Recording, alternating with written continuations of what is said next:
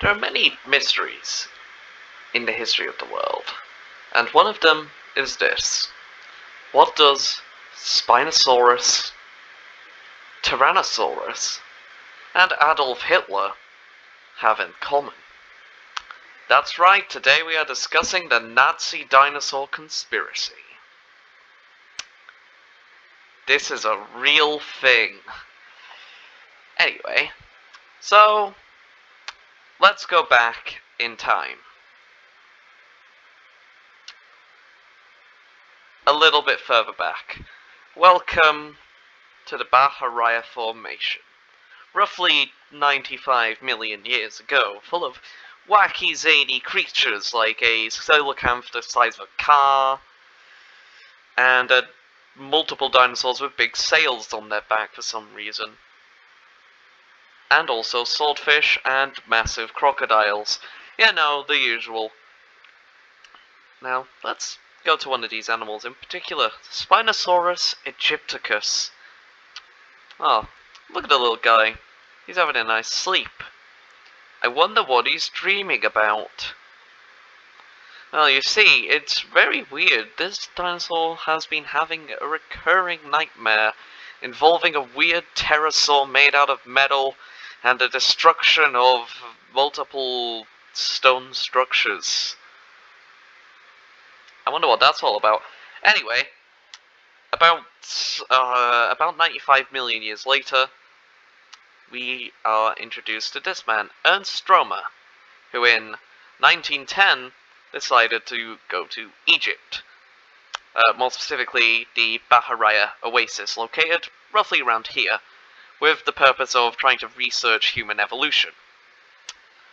This, of course, well, as you can tell from the name, was a joint expedition between Britain and Germany, who would be friends forever.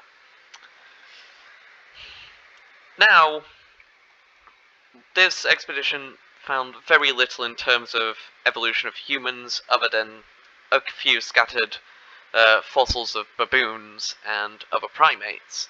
But what it did uncover was that the Bahariya Formation was absolutely rich in terms of dinosaurs from the Middle Cretaceous.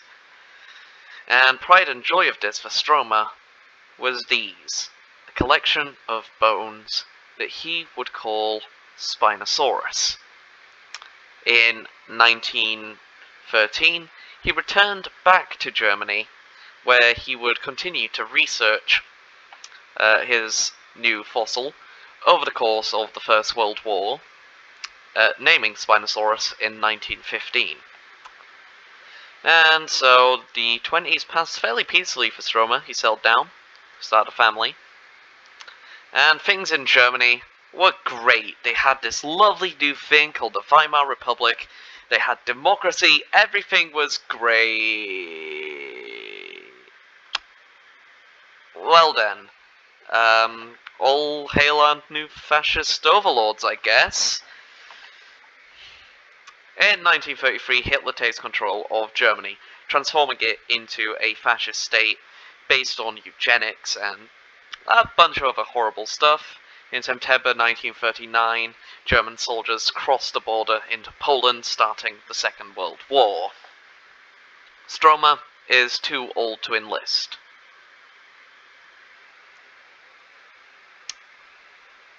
This results in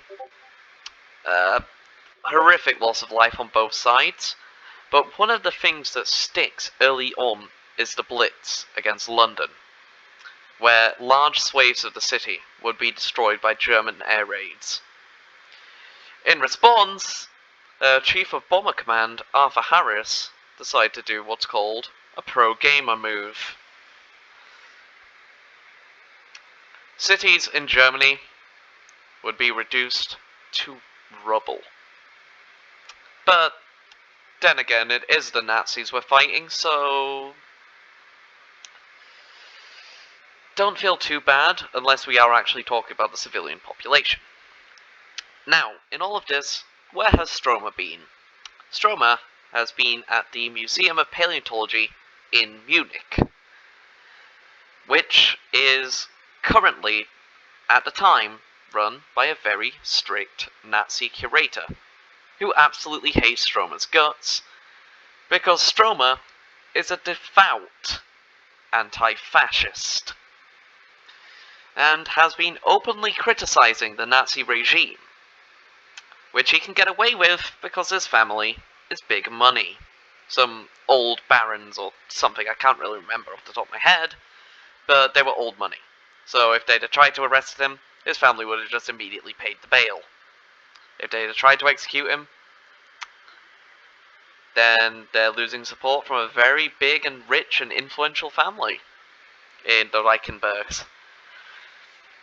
But anyway, once the British bombs started falling, just as their British counterparts had done, German museums and art galleries began moving their collections underground.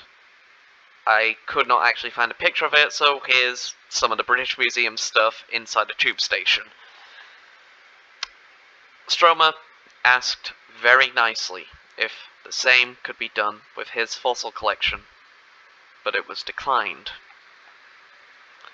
On the night of April 24th, 1944, the British began an aerial bombardment of Munich. Stromer's Spinosaurus would take a direct hit and be reduced to dust. It would not be until the early 2000s the new remains of Spinosaurus would be discovered, and it wouldn't be until a century after its describing in 2015 that we genuinely got a good look at what this animal actually looked like. And it won't stop changing since. This isn't even what we believe it looked like in 2015, this is 2022. Yeah. Spinosaurus does not like to keep its same shape.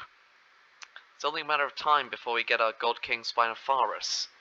That is a story for another day, though. But wait. Let's get our tinfoil hats out for a second and discuss the fact the Munich air raid in April 1944 was an American psyop. Yes.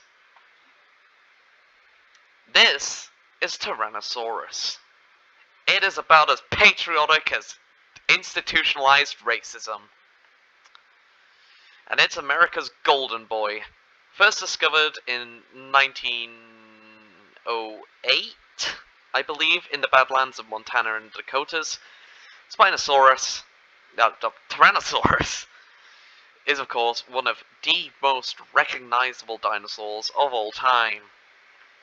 And, it just so happens, it's also one of the biggest theropods. But do you know what else is a pretty big theropod? Spinosaurus. To the point that it is debated which one is actually the largest theropod, as both of them are in the running. Now, Spinosaurus is about as German as invading your neighbors. So, there's a bit of a conundrum here, isn't there? America is in a war directly against the Germans, who could claim to have the biggest meat-eating dinosaur. We can't have that, can we? So, of course, the Americans blew it up. So the T-Rex would definitively be the biggest dinosaur, and no one could figure out otherwise, because that skeleton is now dust. This is, of course, complete balderdash. As this was a night bombing raid, the Americans only ran bombing raids during the day. That meant Spinosaurus was taken out by our own boys in the RAF. Meaning, of course, that this was a British psyop to show everyone that Baryonyx is the biggest one, despite the fact that it is very much smaller than the others, and wouldn't be discovered until the 80s. But I refuse. I must believe.